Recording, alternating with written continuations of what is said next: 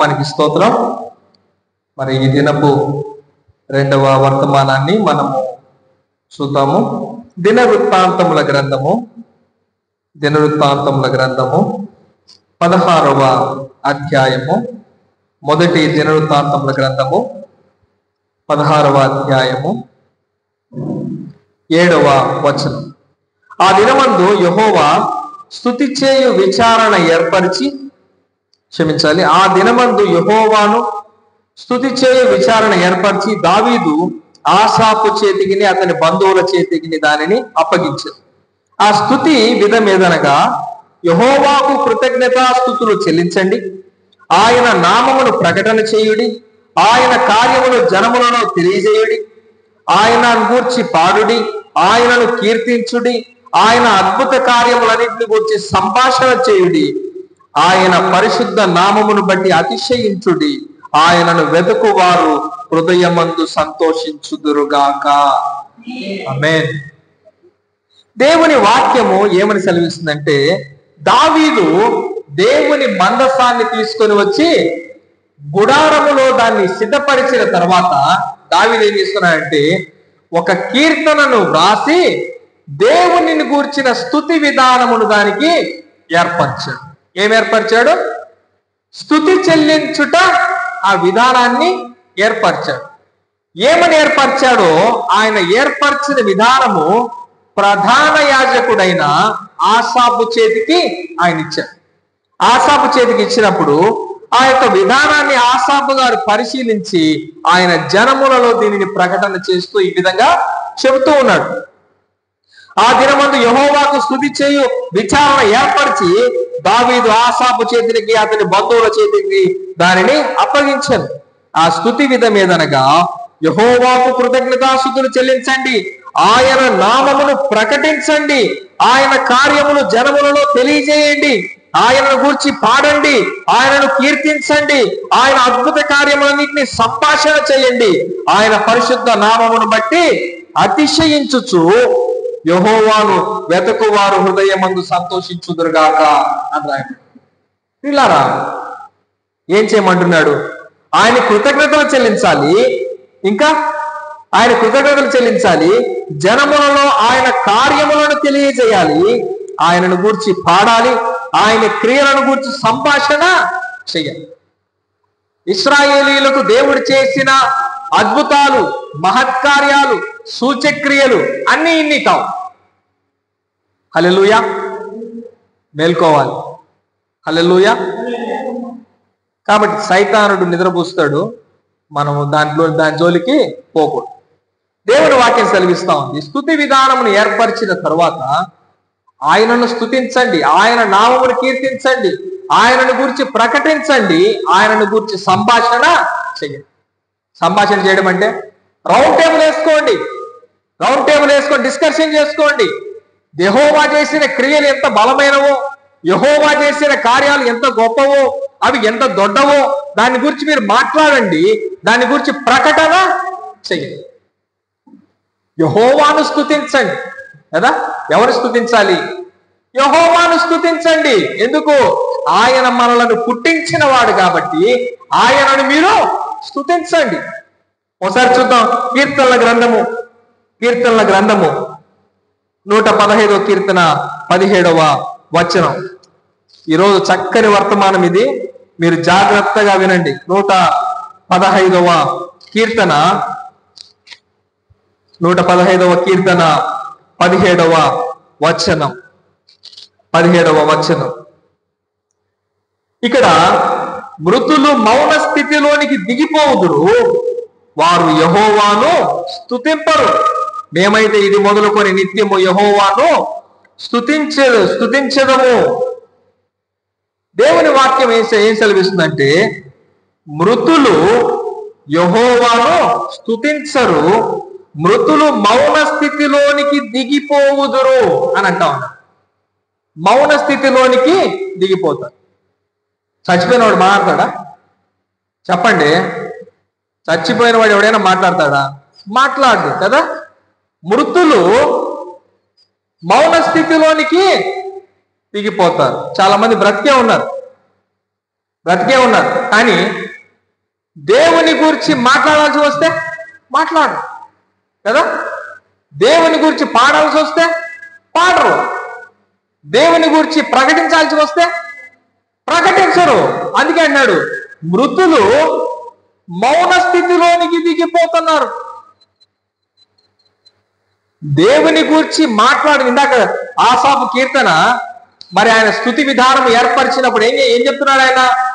ఆయన గురించి మాట్లాడండి, ఆయన గురించి పాడండి, ఆయనను కీర్తించండి, ఆయన గురించి సంభాషణ చేయండి, జనములలో ఆయన నామమును ప్రకటించండి, ఆయనను స్తుతించండి అని చెప్తా ఉన్నాడు. నేను స్తుతించను, నేను ప్రకటించను, నేను మాట్లాడను, నేను చర్చికి వస్తాను కానీ నేను మౌనంగా కూర్చుంటాను, నేను చర్చికి వస్తాను కానీ చల్లగా నిద్రలోకి వెళ్ళిపోతాను. ఎవరు వీళ్ళంతా? మృతులు మౌన స్థితిలోనికి దిగిపోతున్నారు.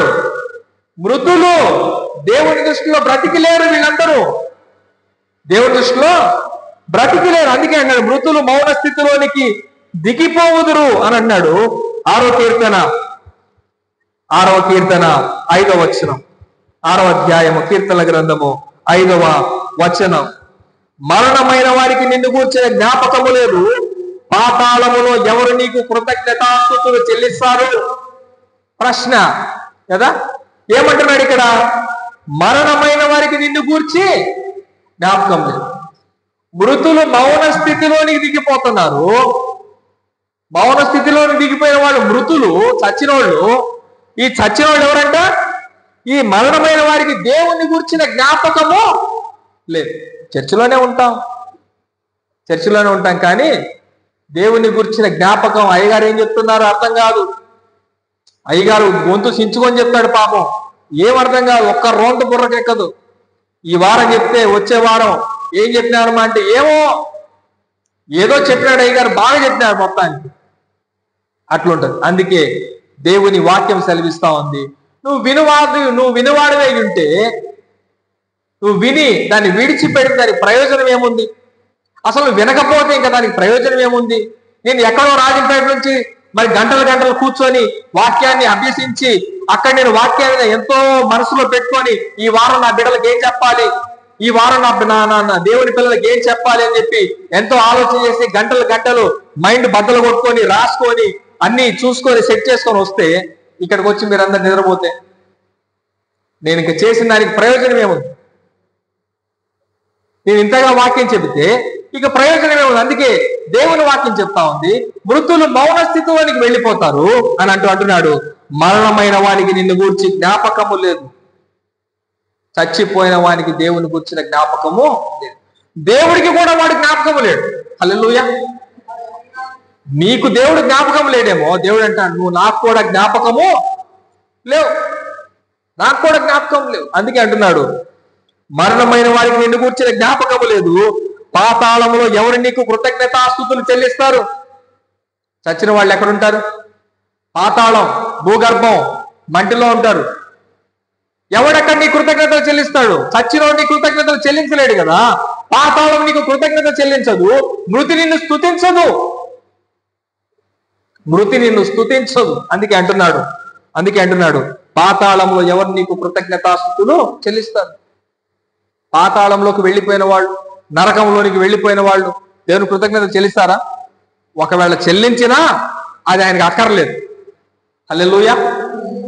అది ఆయనకు అక్కర్లేదు. ఎందుకు? అది వ్యర్థమైన ప్రదేశం. అది ఆ ప్రదేశంలోంచి నాకు స్తుతి ఏంటి? ఆ వ్యర్థమైన ప్రదేశంలో నుంచి నాకు ఘనత ఎట్టొస్తుంది? యేసు ప్రభు కూడా నజరేతులో పుట్టాడు ఆయన అనేసి అంటే ఏమన్నారు? నజరేతు నుంచి ఏదైనాను మంచిది రాగలదా అన్నారు. అప్పుడు నతానియేలు అంటాడు, వచ్చి చూడుము. కానీ ఆయన నజరేతులో పుట్టలేదు, బెత్లెహేములోనే పుట్టాడు మన ప్రభు ఆయన యేసుక్రీస్తు. నజరేతులో ఆయన పెరిగిన వాడు. నజరేతు నుంచి మంచిది రాదు, బెత్లెహేము నుంచి మంచిది వస్తుంది. అట్లాగే ఇక్కడ కూడా అంటున్నాడు, నీకు ఈ భూమి మీద దేవుడిచ్చిన ఆయుష్కాలంలో నువ్వు దేవుడిని మహింపరచాలి.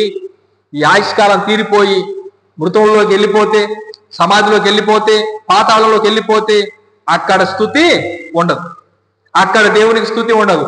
నువ్వు పోవు పాతాళమందైనను, జ్ఞానమైనను, తెలివైనను వివేకమైనను పని అయినను ఏది లేదు. నిరీక్షణ లేదు, జ్ఞానం లేదు, తెలివి లేదు, ఏం లేదు. ఒకసారి పాతాళంలో పడిపోతే బయటకు వస్తామన్న గ్యారెంటీ, నమ్మకము లేదు. జైలుకు పోయిన మళ్ళా వస్తాడన్న నమ్మకం ఉంది. అరే వీడికి ఇన్ని సంవత్సరాల శిక్ష, దాని తర్వాత బయటకు వస్తాడు వీడు, ఉండే నమ్మకం. పాతాళంలోకి వెళ్ళిపోయిన తర్వాత బయటకు వస్తాడన్న నమ్మకము లేదు. హల్లెలూయా, హల్లెలూయా. నిద్ర మేల్కోవాలి. దేవుని వాక్యం సెలవిస్తా ఉంది. అందుకే అన్నాడు, మృతులు మౌన స్థితిలోనికి దిగిపోవుదురు, మరణమైన వారికి నిన్ను గురించి జ్ఞాపకము లేదు, పాతాళములో ఎవరు నీకు కృతజ్ఞతాస్తుతులు చెల్లించెదరు అని అంటున్నాడు. 31వ కీర్తన 12వ వచనం. 31వ కీర్తన 12వ వచనం. మరణమై స్మరణకు రాకున్న వాని వలె ఉంటిని, మరణమై స్మరణకు రాకున్న వాని వలె మరువబడుకుని ఓటికుండనైతిని అని అంటున్నాడు. మరణమై స్మరణకు రాకున్నాను నేను కదా. చనిపోయిన వాడి గురించి అస్తమానం తలుచుకుంటారా? తలుచుకోరు. ఎందుకు? 4 రోజులకే ఎక్కువ. ఎప్పుడో జ్ఞాపకం వస్తాడు, ఆ కొద్దిసేపట్లోనే వెళ్ళిపోతాడు కదా. నారాయణ మన కళ్ళ ముందు చనిపోయాడు. ఎన్ని రోజులు జ్ఞాపకం పెట్టుకున్నాం మనం నారాయణ కదా. అయ్యగారు నరసింహయ్య గారు మన కళ్ళ ముందే ప్రభునందు నిద్రించారు. ఎన్ని రోజులు జ్ఞాపకం ఉన్నారు మనం. కొని పెద్దమ్మ గారు ఇక్కడే ఉన్నారు, ఆయన భారీగా. ఏమ్మ నీకున్నారా ఆయన జ్ఞాపకం? అస్తమానం జ్ఞాపకం చేసుకుంటారా? లేదు కదా. అందుకే దేవుని వాక్యం సెలవిస్తా ఉంది, మరణమై స్మరణకు రాకున్న వాని వలె ఉన్నాను నేను. అలాగే ఓటికుండ కదా, నిండుకుండగా చనిపోయిన వాడు ఎలా ఉంటాడు? ఓటికుండ అలాగా నేనున్నాను అంటా ఉన్నాను. మత్తయి రాసిన సువార్త 8వ అధ్యాయం. మత్తయి రాసిన సువార్త 8వ అధ్యాయము 19వ వచనం. అంతటా ఒక శాస్త్రి వచ్చి, బోధకుడా, నీవు ఎక్కడికి వెళ్ళినా నేను నీ వెంట వచ్చేదనని ఆయనతో చెప్పాను. అందుకు యేసు, నక్కలకు బొయ్యలను ఆకాశ పక్షులకు నివాసములు కలవు గాని మనుష్య కుమారుడు తలవాల్చుకున్నకు స్థలము లేదని అతనితో చెప్పాడు. ఒక శాస్త్రి వచ్చాడు యేసు ప్రభు దగ్గర. అయ్యా, నువ్వు ఎక్కడుంటే నేను అక్కడికి వస్తా, నువ్వు ఎక్కడికి వెళ్తే నేను అక్కడికి వస్తా, నన్ను కూడా నీ శిష్యుడికి చేర్చుకుంటావా అని అంటే, ప్రభు అంటున్నాడు, నాతో కూడా రావాలంటే అది మామూలు విషయం కాదు. ఆకాశ పక్షులకు గూళ్ళు ఉన్నాయి, నక్కలకు బొరియలు ఉన్నాయి. నా పరిస్థితి ఏంటో తెలుసా? తలవాల్చుకోవడానికి కూడా ఎక్కడ స్థలం లేదు. ఇక్కడ తలవాల్చుకోవాలన్నా కుదరదు. ఎక్కడ తలవాల్చుకోవాలి? రెస్ట్ లేకుండా తిరుగుతా ఉన్నాను. నాకు నిద్ర లేదు, నా కంటికి. ఇంత విపరీతమైన దేవుని పనిలో నేను నిమగ్నమైపోతా ఉన్నాను. నాతో వస్తే నువ్వు ఇబ్బంది పడతావు. ఒకసారి ఆలోచన చేసుకో. నక్కలకు బొరియలున్నాయి, ఆకాశ పక్షులకు గూళ్ళున్నాయి, నాకు తలవాల్చుకోవడానికి కూడా ఎక్కడ స్థలం లేదు. నువ్వు నాతో వస్తానంటున్నావు. నాతో వస్తే నువ్వు ఇబ్బంది పడతావేమో, ఒకసారి ఆలోచన చేసుకో. యేసు ప్రభు ఇలాగే అన్నాడు. అంటే అతడు దేవుణ్ణి వెంబడించలేదు, రిటర్న్ వెళ్ళిపోయినాడు. అయితే యేసు ప్రభు దగ్గరే ఉన్నాడు ఒకడు. యేసు ప్రభుతోనే తిరుగుతూ ఉన్నాడు. యేసు ప్రభుతోనే ఒక సహకారిగా ఉంటూ ఉన్నాడు. యేసు ప్రభు శిష్యులలో ఒకడు. ఆయన అంటా ఉన్నాడు, చూద్దాం ఒకసారి 27వ వచనం. శిష్యులలో ఒకడు, ప్రభువా, నేను మొదట వెళ్ళి నా తండ్రిని పాతి పెట్టుకున్నట్టు నాకు సెలవిమ్మని అతను అడుగగా, యేసు అతనిని చూచి, నన్ను వెంబడించు, మృతులు తమ మృతులను పాతి పెట్టుకోనండి. బా, ఇంత క్రూరుడా యేసు ప్రభు? ఇంత క్రూరుడా? నా తండ్రి చనిపోయాడు, వెళ్ళి నా తండ్రిని పాతి పెట్టుకొని వస్తాను ప్రభువా, నాకు కొంచెం సెలవివ్వు, నేను పోయేసి వచ్చేస్తానంటే ఏమన్నాడు యేసు ప్రభు? మృతులు తమ మృతులను పాతి పెట్టుకోనండి, నువ్వు నన్ను వెంబడించు. ఎందుకు? ఒకడు లోనికి వస్తానన్నాడు. అయ్యా, నువ్వు ఎక్కడికి వెళ్తే నేను అక్కడికి వస్తా, ఎక్కడికి వెళ్తే అక్కడికి వస్తా అని అన్నప్పుడు యేసు ప్రభు అన్నాడు, నువ్వు వస్తానంటున్నావు, నువ్వు ఇబ్బంది పడతావేమో ఆలోచన చేసుకో అన్నాడు. అతను రాలేకపోయాడు, రిటర్న్ వెళ్ళిపోయాడు. ఒకడు యేసు ప్రభు దగ్గరే ఉన్నాడు, కానీ ఏం చేస్తున్నాడు? బయటికి వెళ్ళాలని చూస్తా ఉన్నాడు. ఒకడు బయట నుంచి లోపలికి రావాలంటున్నాడు, ఒకడు లోపల నుంచి బయటికి వెళ్ళాలని ఉంటున్నాడు. అందుకే యేసు ప్రభు అన్నాడు, నువ్వు జీవము కావాలని నాతో వచ్చావు, మరణం కావాలని చెప్పి నాతో రాలేదు కదా. నువ్వు జీవము కావాలని నాతో వచ్చినప్పుడు ఇదిగో మృతులు తమ మృతులను పాతి పెట్టుకొని నువ్వు నన్ను వెంబడించు. నీకు జీవము కావాలంటే నన్ను వెంబడించు. ఎందుకంటే చనిపోయిన వాడు మృతుడే, పాతి పెట్టుకునే వాళ్ళు కూడా మృతులే. వాళ్ళు కూడా చనిపోయినారు నా దృష్టిలో. వాళ్ళేం బ్రతికి లేరు, మందిరంలో ఉన్నారు. బ్రతుకున్నారు. ఎంతమంది బ్రతుకున్నారు? ఎంతమంది వాక్యాన్ని ఆస్వాదిస్తా ఉన్నారు? ఎంతమంది అయ్యగారు ఎంత చక్కని వాక్యం చెప్పినాడు? ఎంతమంది మనసులో మరి దాన్ని స్వీకరిస్తా ఉన్నారు కదా? మృతులే. లేకపోతే మృతులే. నిద్రపోతున్నారంటే మృతులే. దేవుని వాక్యం సెలవిస్తా ఉంది. అందుకే మృతులు తమ మృతులను పాతి పెట్టుకొని ఏమంటున్నాడు? మృతులు మౌన స్థితిలోనికి దిగిపోతారు. ఇంకా మరణమైన వానికి నిన్ను గూర్చి జ్ఞాపకము లేదు, పాతాళంలో నీకు స్తుతి కలగదు. అలాగే ఆయన అంటా ఉన్నాడు, మరణమునకు నిన్ను గూర్చి జ్ఞాపకము లేదు అని అంటా ఉన్నాడు. వీళ్ళరా ఇక్కడ అంటాడు మృతులు తమ మృతులను పాతి పెట్టుకొని నిమ్ము అని అంటా ఉన్నాడు. ఒకసారి ప్రకటన గ్రంథము 3వ అధ్యాయంలో ఈ విధంగా రాయబడింది. ప్రకటన గ్రంథం 3వ అధ్యాయము, సార్దీసులో ఉన్న సంఘదూతకు ఇలాగ రాయము, 7 నక్షత్రములను దేవుని 7 ఆత్మలు గలవాడు చెప్పు సంగతులేమనగా, నీ క్రియలను నేను ఎరుగుదును, నీవు జీవించుచున్నావన్న పేరు మాత్రం ఉన్నది గాని నీవు మృతుడవే కదా. బ్రతికే ఉన్నావు, నా దృష్టికి బ్రతికున్నావు. కానీ నా మనసులో ఎలా ఉన్నావు? చచ్చిపోయి ఉన్నావు. జీవించుచున్నావన్న పేరు మాత్రం ఉన్నది కానీ నీవు మృతుడవే. చూడండి ఎంత గొప్ప మాట్లాడుతున్నాడు దేవుడు. దేవుడు మనకు జీవాన్ని అనుగ్రహించడానికి ఈ లోకానికి వచ్చాడు. మనం ఇంకా మృతిలో వెతకాలా? మనం మృతుల్లాగా ఉండాలనా? దేవుని సన్నిధిలోకి వచ్చి స్తుతించేవాడు సజీవుడు, మౌనంగా ఉండేవాడు మృతుడు కదా. యెహోవాను గురించి మాట్లాడండి, ప్రకటన చేయండి, సంభాషించండి, జనముల్లోనికి వెళ్ళండి, ఆయనను గూర్చి, ఆయన అద్భుతాలను గూర్చి ప్రకటించండి అన్నప్పుడు ఇవేమి చేయకుండా ఉంటే మృతులే కదా. దేవుని స్తుతించని ప్రతి వారు మృతులే అని అంటా ఉన్నారు. అందుకే మరణమై స్మరణకు రాకున్న వాడి వలె ఉన్నాను, నేను ఓటికొండ వంటి వాడనైపోతిని అని అంటా ఉన్నాను. అందుకే మృతులు తమ మృతులను పాతి పెట్టుకొని నిమ్ము అని అంటాం. ఇంకా అంటున్నాడు, నీవు నా దృష్టికి మృతుడవే. జీవించుచున్నావన్న పేరు మాత్రం ఉన్నది కానీ నీవు నా దృష్టికి మృతుడవే అని అంటా ఉన్నాడు. కాబట్టి దేవుడెవరు? మత్తయి రాసిన సువార్త 22:33 వచనం. దేవుడెవరు? మత్తయి రాసిన సువార్త 22వ అధ్యాయం 33వ వచనం. 22:33 చూద్దాం. ఆయన సజీవులకే దేవుడు కానీ మృతులకు దేవుడు కా. హల్లెలూయా. ఎవరికి మన దేవుడు? ఎవరికి? సజీవులకి కదా. సజీవులకు ఆయన దేవుడు కానీ మృతులకు ఆయన దేవుడు కా. ఈరోజు చాలా మంది బ్రతికే ఉన్నారు, తిరుగుతున్నారు, బాగా డబ్బు సంపాదిస్తున్నారు, మంచి మంచి కార్లో తిరుగుతున్నారు, మేడ మెద్దల్లో జీవిస్తున్నారు, ఏసీ రూముల్లో బ్రతుకుతున్నారు. దేవుని దృష్టిలో వీళ్ళంతా ఎవరు? చచ్చిపోయారు, నా దృష్టిలో లేరు.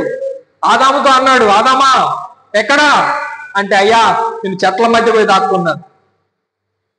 నువ్వు అసలు దిగంబరివని నీకు చెప్పిన వాడెవడు అని అన్నప్పుడు, ఇదిగో నీవు తినకూడదని నువ్వు ఆజ్ఞాపించిన ఫలవృక్షం నేను తింటిని కనుక భయపడి నేను ఇప్పుడు ఏం చేస్తున్నాను? దాక్కుంటున్నాను. దేవుడు ముందే చెప్పాడు, ఈ పండు తిను దినమున నీవు నిశ్చయముగా చచ్చదు. ఆదాం బ్రతికే ఉన్నాడా? బ్రతికే ఉన్నాడు. ఆదాం బ్రతికే ఉన్నాడు, కానీ దేవుని దృష్టిలో చచ్చిపోయాడు కదా. ఈ పండు తిను దినమున నీవు నిశ్చయముగా చచ్చదు అన్నప్పుడు ఆదాము దేవుని దృష్టిలో బ్రతికి లేడు. ఆదాం చచ్చిపోయాడు దేవుని దృష్టిలో. బ్రతికున్నాడు ఆదాము, దేవుని దృష్టిలో చనిపోయాడు. మనము దేవుని దృష్టిలో బ్రతికుండాలి. లోక విషయమై చచ్చిపోవాలి, పాప విషయమై చచ్చిపోవాలి, దేవుని విషయమై మనము నిరంతరము జీవించు వారమై ఉన్నాం. ఎందుకంటే మన ప్రభు అంటాడు, ఇదిగో నేను మృతి పొంది తిని గాని యుగ యుగములకు నేను సజీవుడను అని అంటా ఉన్నాడు. ఒకసారి ప్రకటన గ్రంథము 3వ అధ్యాయము ప్రారంభ వచనం చూద్దాం. ప్రకటన గ్రంథం 3వ అధ్యాయం ప్రారంభ వచనం. 3వ అధ్యాయము క్షమించాలి, రోమిలికి రాసిన పత్రిక 14:9. రోమిలికి రాసిన పత్రిక 14వ అధ్యాయం 9వ వచనం. తాను మృతులకును సజీవులకును ప్రభువై ఉండుటకు ఇందు నిమిత్తమే కదా క్రీస్తు చనిపోయి మరలా బ్రతికెను. అయితే నీవు నీ సహోదరునికి తీర్పు తీర్చనేలా, సహోదరులందరూ నిరాకరింపనేలా మనమందరము దేవుని న్యాయపీఠము ఎదుట నిలుతుము అని అంటాడు. దేవుడు ఎవరెవరికి దేవుడు అంట? ఆయన మృతులకును సజీవులకును కూడా దేవుడు. ఆయన ఇందాక మనం చదువుకున్నాం కదా, ఆయన సజీవులకే దేవుడు కానీ మృతులకు దేవుడు కాదని చదువుకున్నాం కదా. మరి ఇంతలోకి ఏంటి, ఆయన మృతులకు సజీవులకు ఇద్దరికి దేవుడు అంటాడేంటి? కిందనే అన్నాడు, ఇదిగో తీర్పు తీర్చుటలో ఆయన మృతులకు దేవుడై ఉన్నాడు, సజీవులకు దేవుడుగా ఉన్నాడు. తీర్పు తీర్చుటలో మృతులకు కూడా ఆయన దేవుడై ఉన్నాడు. హల్లెలూయా. యెషయా గ్రంథము 38వ అధ్యాయం. యెషయా గ్రంథము 38వ అధ్యాయము 18వ వచనం. 38వ అధ్యాయం 18వ వచనం. మిక్కుటమైన ఆయాసము నాకు నెమ్మది కలుగజేయుటకు కారణమాయను. నీ ప్రేమ చేత నా ప్రాణములు నాశనకరమైన గోతిలో నుంచి నన్ను విడిపించితివి. నీ వీపు వెనక తట్టు నా పాపములను పారవేసితివి. పాతాళమున నీకు స్తుతి కలుగదు, మృతి నీకు కృతజ్ఞతాస్తుతి చెల్లింపదు. సమాధిలోనికి దిగువారందరూ నిత్యము నిన్ను సమాధిలోనికి దిగువారు సత్యమును ఆశ్రయించరు. హల్లెలూయా. మిక్కుటమైన ఆయాసము నాకు నెమ్మది కలుగజేయుటకు కారణమాయను కదా. లోకములో మనం ఎంతో పాప భారాన్ని భరిస్తూ ఉన్నప్పుడు నా ఆయాసానికి నాకు నెమ్మది ఎవరు? నా ప్రభువైన యేసుక్రీస్తే. అందుకే ఆయన సమాధానానికి రాజు, సమాధానకర్త అధిపతి. నాకు సమాధానం ఇచ్చాడు ప్రభు. మిక్కుటమైన ఆయాసము నాకు నెమ్మది కలుగుటకు కారణమాయను, ఎందుకంటే నీ ప్రేమ చేత నా ప్రాణమును నాశనకరమైన గోతులో నుంచి నన్ను విడిపించింది. నాశనమునకు వెళ్ళవలసిన వాడిని నన్ను నీ ప్రేమ ఏం చేసింది? ఆ గోతిలో నుంచి అంటే మరణము కదా, మరణములో నుంచి నేనేం చేసింది? బయటికి లాగిందట. గోతిలో నుంచి నా ప్రాణమును బయటికి తీసింది. చచ్చిన నన్ను బ్రతికించింది నీ యొక్క ప్రేమ. అందుకే అంటున్నాడు, నీ ప్రేమ చేత నా ప్రాణమును నాశనమైన గోతిలో నుంచి నన్ను విడిపించితివి. నీ వెనక తట్టు నా పాపములను, నీ వీపు వెనక తట్టు నా పాపములను పారవేసితివి అని అంటున్నాడు. నేను పాతాళమునకు పోవలసిన వాడను, అంటూ పాతాళమున నీకు మృతి, పాతాళము నీకు స్తుతి కలుగదు, మృతి నీకు కృతజ్ఞతాస్తుతి చెల్లింపదు. సమాధిలోనికి దిగువారు నీ సత్యమును ఆశ్రయించు. యేసు ప్రభు ఎవరు? ఆయన సత్యం కదా. నేనే మార్గము, సత్యము, జీవము కదా. సత్యము మృతులు ఆశ్రయించు. యేసు ప్రభువుని ఎవరు నమ్మరు? హల్లెలూయా. ఎందుకు నమ్మరు? అది సత్యము కాదు. అందుకే అంటున్నాడు ఇక్కడ, పాతాళమున నీకు స్తుతి కలుగదు, మృతి నీకు కృతజ్ఞతాస్తుతి చెల్లింపదు. సమాధిలోనికి దిగువారు నీ సత్యమును ఆశ్రయించరు. సజీవులే కదా నిన్ను స్తుతించేది కదా. ఎవరు స్తుతిస్తారు? దేవుని ఎవరు స్తుతిస్తారు? యెహోవాను స్తుతించండి అని చెప్పినప్పుడు లేచి నిలబడి దేవానికి స్తోత్రం అని చెప్పేవాడు ఎవరు? సజీవులు. హల్లెలూయా, సజీవులు. అందుకే అంటున్నాడు, ఏమంటున్నాడు ఇక్కడ?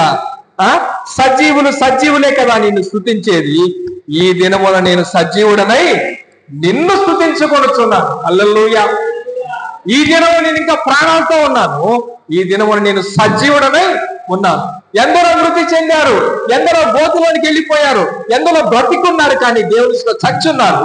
అయితే నేను ఎలా ఉన్నాను? నేను సజీవుడను. నేను సజీవుడను. అందుకే అంటున్నాడు, సజీవులు సజీవులే కదా నిన్ను స్తుతించేది. ఈ దినమున నేను సజీవుడనై నిన్ను స్తుతించుకొనుచున్నాను. తండ్రులు కుమారులు నీ సత్యమును తెలియజేతురు. హల్లెలూయా. ప్రారంభవచనంలో చదువుకున్నాం, ఆయనను కీర్తించండి, ఆయన నామమును ప్రకటించండి, ఆయన యొక్క ఘన కార్యములను ప్రజలలో ప్రకటించండి, ఆయనను గురించి సంభాషణ చేయండి అని అన్నప్పుడు సజీవులు ఏం చేస్తారట? ప్రకటిస్తారు. హల్లెలూయా, హల్లెలూయా. అందుకే అంటున్నాడు, ఈ దినమున నేను సజీవుడనై నిన్ను స్తుతించుకొనుచున్నాను. యెహోవా నన్ను రక్షించువాడు. మన జీవిత దినములన్నీ యెహోవా మందిరములు తంతి వాయిద్యములను మనము వాయింతుము. ఈ దినమున నేను సజీవుడనై నిన్ను స్తుతించుకొనుచున్నాను. హల్లెలూయా. తండ్రులు కుమారులకు నీ సత్యమును తెలియజేస్తారు. తండ్రులు కుమారులకు ఏం చేస్తారు? సత్యమును తెలియజేస్తారు. మీ బిడ్డలకు చెప్తున్నారా? మీరు చెప్తున్నారా? కూర్చున్నప్పుడు, లేచినప్పుడు, నడిచినప్పుడు, పడుకున్నప్పుడు. మా నాయనమ్మ చిన్నప్పుడు పడుకోబెట్టి దావీదు కథ చెప్పేది. దావీదు కథ, దావీదు ఎలా బ్రతికాడు, దావీదు ఎలాంటి పరాక్రమ కార్యాలు జరిగించాడు, దావీదుని గురించి చెప్పేది, యేసు ప్రభుని గురించి చెప్పేది మా నాయనమ్మ. ఇప్పుడు కొంచెం మానసిక స్థితి ఆమెకు బాగలేదు, కొంచెం బాగలేదు ఆమె పరిస్థితి, ఇంకా బ్రతికే ఉంది. అయితే మనుషులందరినీ మర్చిపోయిందా? ఎవరెవరు మర్చిపోయింది? మా నాన్నను మర్చిపోయింది, మా మనవడు నేనంటే ఎక్కడ లేని ప్రేమ నన్ను మర్చిపోయింది, మా తాతను మర్చిపోయింది, భర్తను మర్చిపోయింది, బిడ్డలు మర్చిపోయింది, చుట్టూ ఉన్న వాళ్ళందరినీ మర్చిపోయింది. కానీ దేవుణ్ణి మాత్రం మర్చిపోలేదు. హల్లెలూయా. దేవుణ్ణి మర్చిపోలేదా? ఎంత గొప్ప సంగతి. నాకు గుర్తున్నదల్లా దేవుడు ఒక్కడే, నాకు మీరెవరు నాకు గుర్తులేదు. ఆ మొక్కదే పాటలు పాడుకుంటా ఉంటది, ఆ మొక్కటే ప్రార్థన చేసుకుంటా ఉంటుంది. ఎవరితో, ప్రపంచంతో సంబంధం లేదు. ప్రపంచంతో సంబంధం, ఒంటరిగా ఒక రూమ్ లో ఉంటది, ప్రార్థన చేసుకుంటది, పాటలు పాడుకుంటది, అల్లు పోస్తే పడుకుంటది, మళ్ళీ కొంచెం హుషారు వస్తే లేచి కూర్చుంటది, మళ్ళా ప్రార్థన చేసుకుంటది, పాటలు పాడుకుంటది. మనుషులందరినీ మర్చిపోయింది, కానీ దేవుణ్ణి మాత్రం ఆమె మర్చి ఆమె సజీవుల లెక్కలో. సజీవుల లెక్కలో. అందుకే అంటున్నాడు, సజీవులైతే ఆయనను గూర్చి ప్రకటిస్తారు, సజీవులైతే ఆయనను గూర్చి స్తుతిస్తారు, సజీవులైతే ఆయనను గూర్చి సంభాషిస్తారు, సజీవులైతే తమ బిడ్డలకు ఆ పరాక్రమ కార్యాల గురించి వాళ్ళు తెలియజేస్తారు. కాబట్టి వాళ్ళ ఫలమే ఈరోజు మేము దైవ సేవకులుగా నిలబడి. హల్లెలూయా. వాళ్ళ ప్రార్థనా జీవితం, వాళ్ళు మా మీద పెట్టుకున్న ఆ ప్రేమ, చిన్నతనం నుంచి వాళ్ళు నేర్పించిన ఆ బోధ, మేము తప్పుడు మార్గంలోనికి వెళ్ళిపోయినా కూడా చిన్ననాటం నుంచి దేవుడి వాక్యాలు వింటూ ఉన్నాం కదా, ఆ వాక్యాలు మమ్మల్ని అక్కడ ఇమ్మనీయలేదు, పాపములో మమ్మల్ని పడనీయలేదు, ఆ పాపమును పట్టుకొని లేదు మమ్మల్ని. ఎంత దూరం అయితే పాపం దగ్గరికి పోతామో మరలా అంత దూరంగా మళ్ళీ మనం వెనక్కి వస్తాం. ఎందుకంటే చిన్ననాటి నుంచి మాకు నేర్పించిన పద్ధతి అది కాదు. పాప సహితమైన పద్ధతిలో మేము పెరగలేదు కాబట్టి మేము దాంట్లో ఇమ్మడలేకపోయాం, బయటకు వచ్చేసి. ఈరోజు మీ పిల్లలకు మీరు వేసే ఫౌండేషన్ చిన్ననాటి నుంచి మీ బిడ్డలకు మీరు చెప్తా ఉంటారు. పెద్ద అయిన తర్వాత వాళ్ళు ఎప్పటికీ మీ నుంచి తొలగి, మీరు ఇక వాళ్ళ గురించి ఆలోచన చేయాల్సిన అవసరం కూడా లేదు. చిన్నప్పుడే పెంచాల్సిన పద్ధతిలో పెంచి, చెప్పాల్సిన రీతిలో చెప్పి, దేవుని వాక్యాన్ని వాళ్ళ హృదయాల్లో స్థిరపరిస్తే ఇక మీరు వెనక్కి తిరిగి చూచి అయ్యో నా బిడ్డ ఏమైపోతాడో అస్సలు ఆలోచన చేయాల్సిన పని. హల్లెలూయా. ఆలోచన చేయాల్సిన పని. ఎందుకంటే వాళ్ళు సజీవుల లెక్కలో ఉన్నారు. హల్లెలూయా. అందుకే దేవుని వాక్యము ఏమని సెలవిస్తా ఉందంటే, యెహోవాను స్తుతించిన వారు, యెహోవాను స్తుతించని వారు మౌన స్థితిలోనికి వెళ్ళిపోతారు. వాళ్ళు యెహోవాను స్తుతించరు, వాళ్ళు మృతులు అని అన్నాడు. మరణమైన వారికి దేవుని గురించిన జ్ఞాపకము లేదు, పాతాళము ఆయనకు స్తుతి చెల్లించదు. ఆయన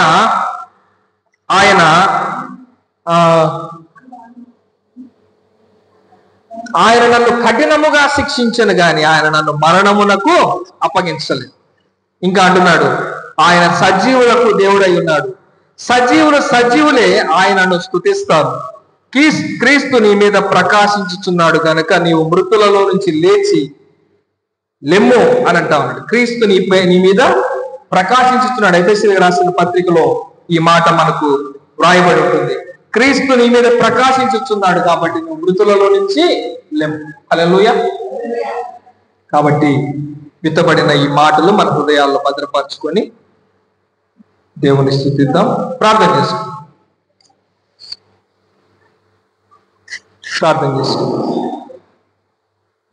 మహాపరిశుద్ధుడు అయిన ప్రేమ కలిగిన మా తండ్రి, ఈ పరిశుద్ధమైన పాదాలు, వందనాలు, స్తోత్రాలు, కృతజ్ఞతాస్తుతులు చెల్లిస్తా ఉన్నాం.